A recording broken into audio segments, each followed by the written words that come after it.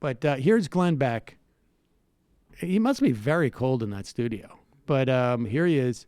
He's talking about the Green New Deal and AOC's secret plot. And then, of course, he moves to the board and gets all mixed metaphor on us. We're now talking about a new economy based on greenhouse gases, blah, blah, blah, but social justice. And it will be driven by the United States government.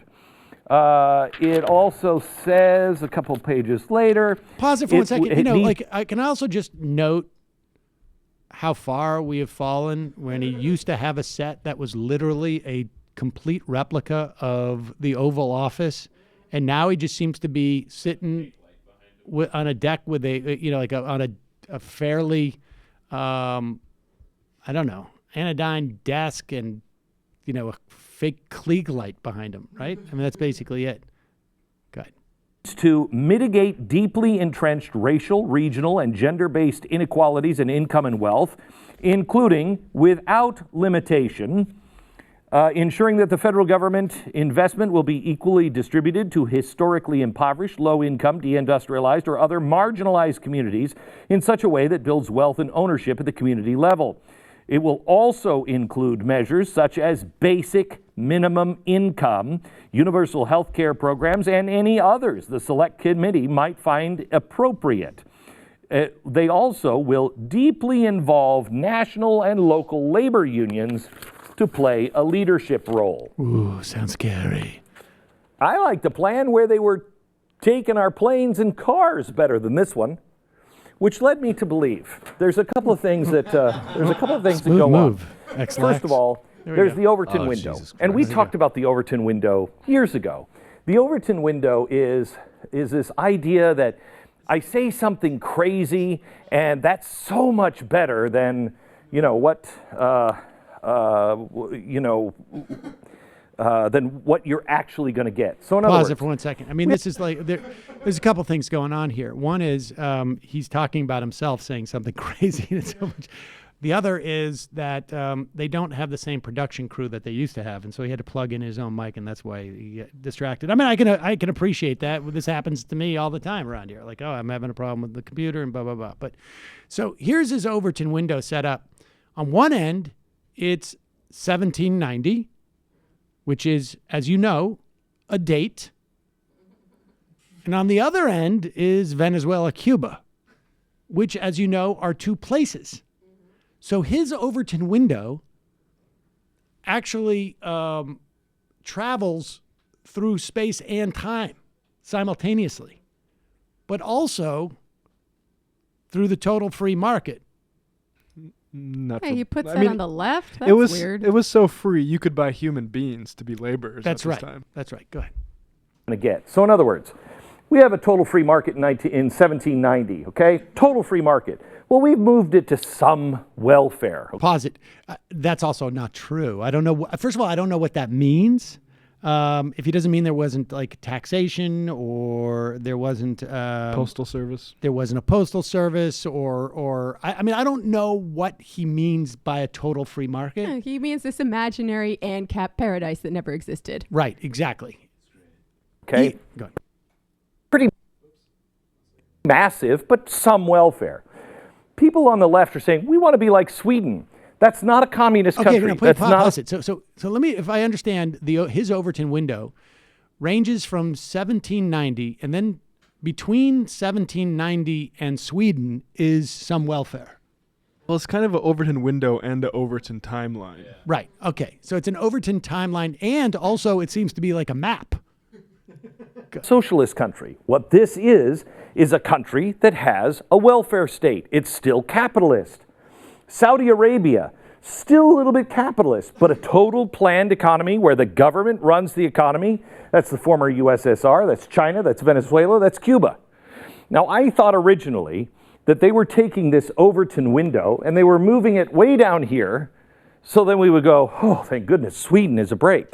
So this confuses me, because he's saying AOC is suggesting we want Venezuela so that we can land on Sweden. Is that what Glenn Beck is saying? That's what he thought. That's what he thought it was, but now he sees the more danger.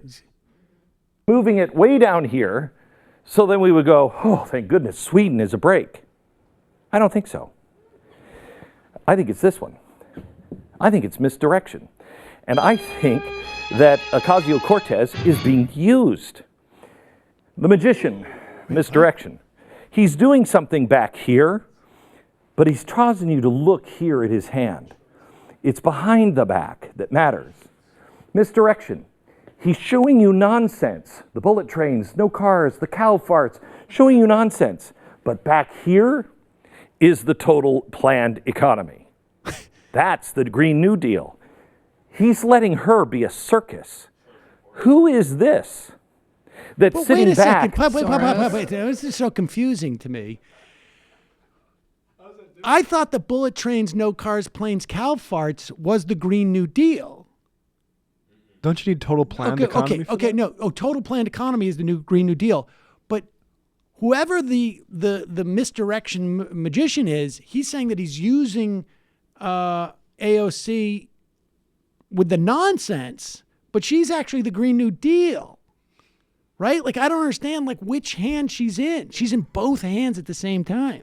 That's how dangerous she is. Oh, my God. And nothing that she's proposed so far is any more radical than what they have in Sweden. Well, but the bottom line is that you're still stuck on the Overton window. You're thinking about Saudi Arabia. Right. No, excuse me. She's thinking about Venezuela. I'm thinking about Saudi Arabia, except Iran, because I'm Shia. Oh, shit, I should have said that. Here is the total planned economy. That's the Green New Deal. He's letting her be a circus. Who's he? Who is this Yes. George that's Soros. sitting back saying, don't worry about it. Let her, she'll collapse on her own weight. She's a joke. What? She's a joke. We'll get it done, and we'll use her to pull it off. What? Wait. Ta-da. Now I know what everybody's saying. Like, wait, who's he? Who's the he? That is, we don't know. We don't know. Hypnotist. But the hypnotist or the magician is using AOC. So this is the thing. This is David Blaine. This is, you know that the first they laugh at you, that whole thing, right? What the conservatives do is when they realize they're not going to make AOC unlikable, they now are going to make her being a puppet. She is now the victim. That's where he's trying to go with this. She's being used. She doesn't realize it.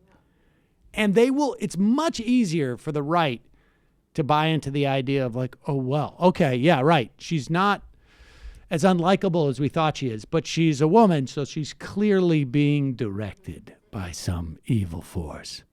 And we're going to have to follow this. We're going to be on the... What happened was she was at the bar, and Soros walked in, and he said, "Would you like a career change, young lady?" I feel like it could be Steyer, right? Isn't it Steyer now as the new Steyer. Soros? He came up So- in the hearings Yeah. this morning. multiple times. Steyer, To who be just fair- literally burns through his bank account, like essentially just doing stuff that's already like totally oversaturated on MSNBC. Just like, hey, just to remind everybody, the main programming block is true. I'm glad I spent $40 million on that. I know it. We did discuss in the endorsement meeting of the DSA that we are going to support her as a Trojan horse for turning this country into the United States of Venezuela. There we go. We need to build the bridge, right? Exactly. It's a transitional program. No, I mean literally a bridge from Venezuela to here so that we Oh. can just walk there. I mean, that part's a secret still, so. That's the magic part.